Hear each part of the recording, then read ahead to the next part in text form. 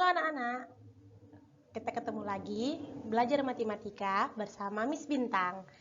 Bagaimana? Apakah tugasnya semua sudah dikerjakan? Tugas-tugas sebelumnya selesai ya? Bagaimana dengan perkaliannya? Sudah hafal belum? Harus dihafal.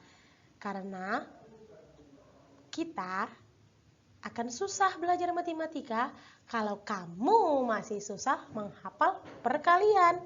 Jadi, perkalian itu sangat penting untuk kamu mencintai matematika lebih lanjut. Nah, kenapa kemarin Ibu suruh kamu menghafal perkalian? Karena pada materi berikutnya kita akan belajar operasi perkalian bilangan bulat. Ini dia, operasi perkalian untuk bilangan bulat. Apa?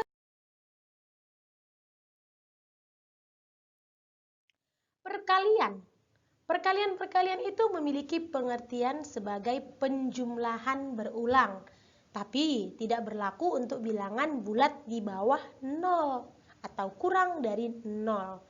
Sehingga dapat kita jabarkan sebagai berikut. 5 kali 3 itu tuh sama dengan 3 tambah 3 tambah 3 tambah 3 tambah 3. Berarti 3-nya ada 5 kali. 5 kali 3-nya sama dengan 15. Itu dia dengan penjumlahan berulang. Nah, contohnya berikutnya adalah 3 kali 3. Berarti 3-nya ada 3.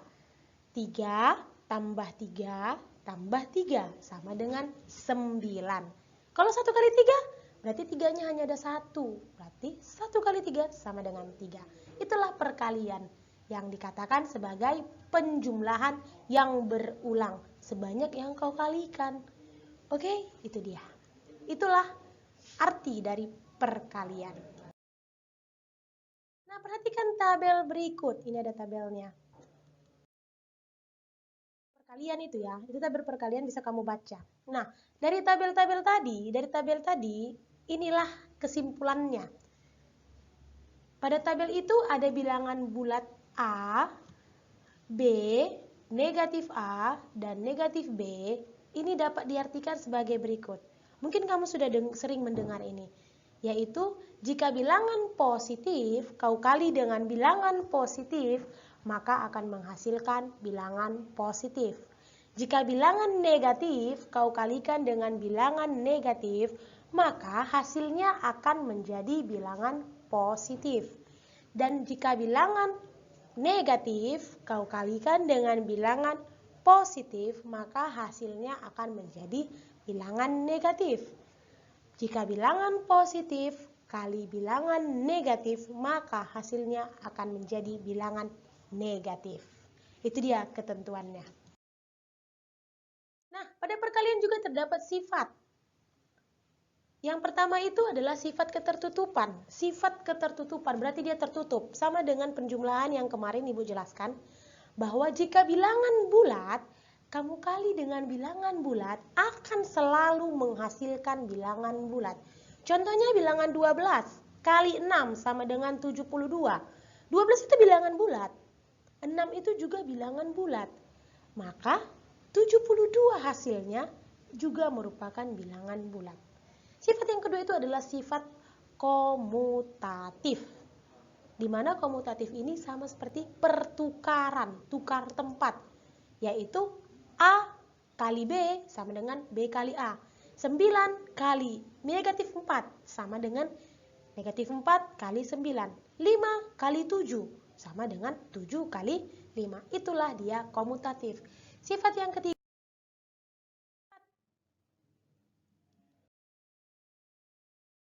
asosiatif. Sifat yang ketiga adalah sifat asosiatif.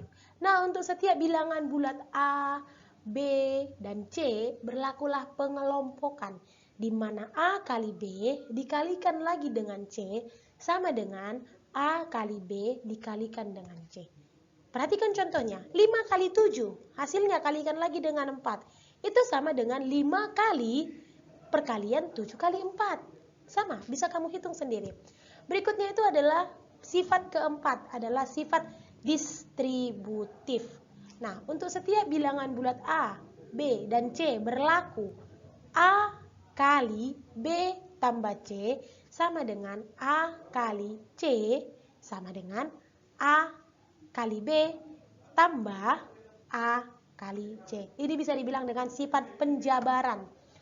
Misalkan nih, ada suatu perkalian. Ada suatu perkalian 9 kali negatif 4 itu sama dengan negatif 4 dikali 9, atau bisa dibikin menjadi negatif 2 kali 9 tambah negatif 2 kali 9. Oke, nanti ada. Berikutnya unsur identitas. Penjumlahan kemarin ada identitasnya, maka perkalian juga menggunakan identitas. Perkalian suatu bilangan bulat dengan bilangan 1 atau sebaliknya, bilangan 1 dikali bilangan bulat berapapun tidak berlaku buat 0, itu akan menghasilkan bilangan itu sendiri. Contohnya 1 kali A sama dengan A, 1 kali 5 sama dengan 5, 1 kali 10 sama dengan 10, atau 10 kali 1 sama dengan 10, 10 kali 1 sama dengan 10, 7 kali 1 sama dengan 7. Tetap dia pada bilangan itu sendiri. Itulah yang dinamakan sebagai unsur identitas. Berikutnya ada khusus untuk perkalian, yaitu bilangan 0. Kita semua udah tahu ya, bilangan apapun jika dikalikan dengan 0, maka hasilnya akan 0. Paham sampai situ? Berikutnya di sini ada operasi pembagian. Pembagian ini lawan dari perkalian. Nah, pembagian bilangan bulat diartikan sebagai operasi kebalikan dari perkalian. Jika bilangan A, B, C, elemen itu sama dengan anggota.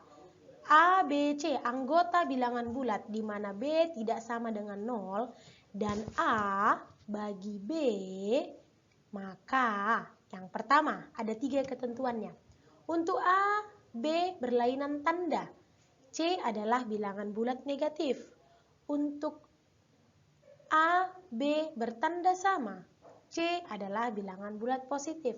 Untuk A sama dengan 0, maka C sama dengan 0. Saya jabarkan satu persatu. Nah, bilangan yang pertama ini, untuk A, B berlainan tanda. Misalkan negatif 5. Negatif 5 bagi 1 itu sama dengan negatif 5. Atau negatif 10 dibagi 2. Negatif 10 dibagi 2. Berlainan tandanya, satu negatif, satu positif, maka hasilnya akan menjadi bilangan bulat negatif.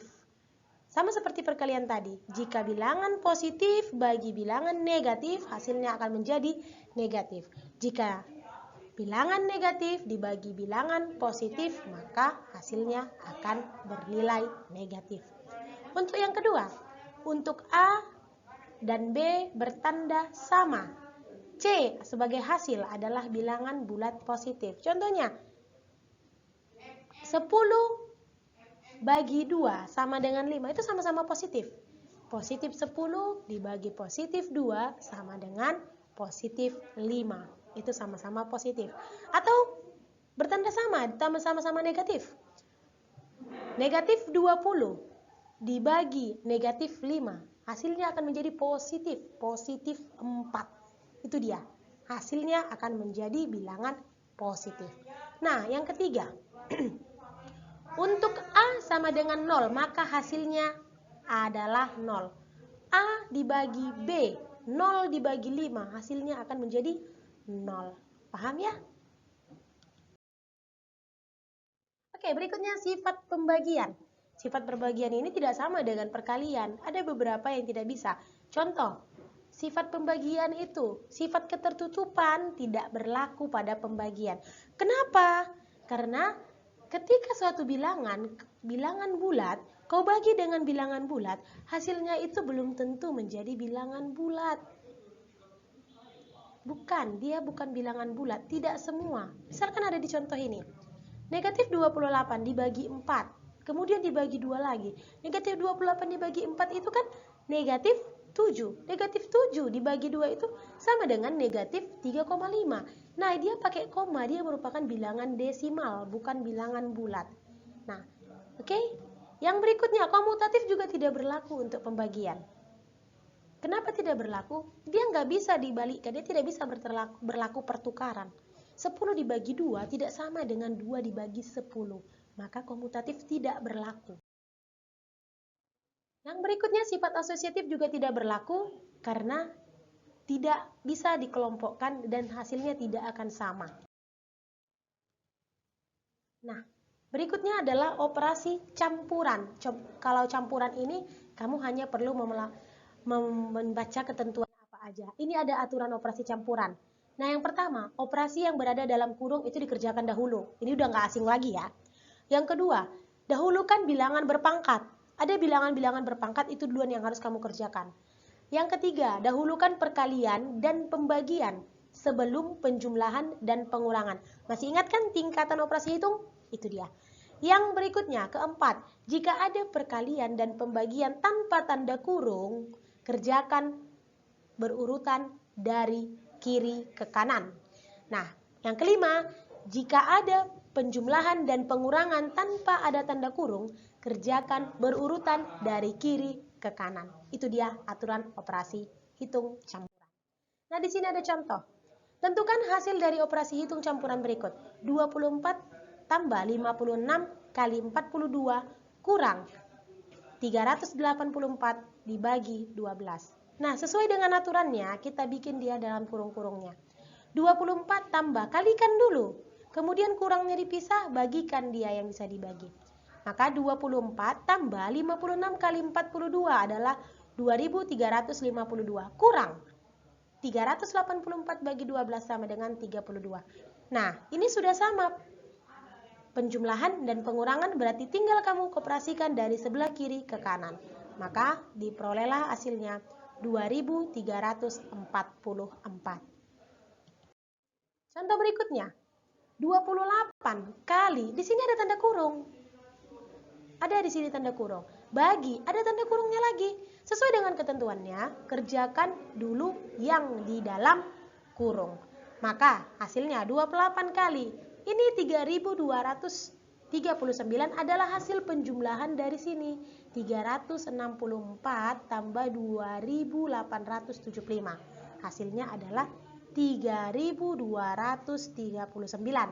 Kemudian yang 14 bagi 14. 14 ini asalnya dari pengurangan.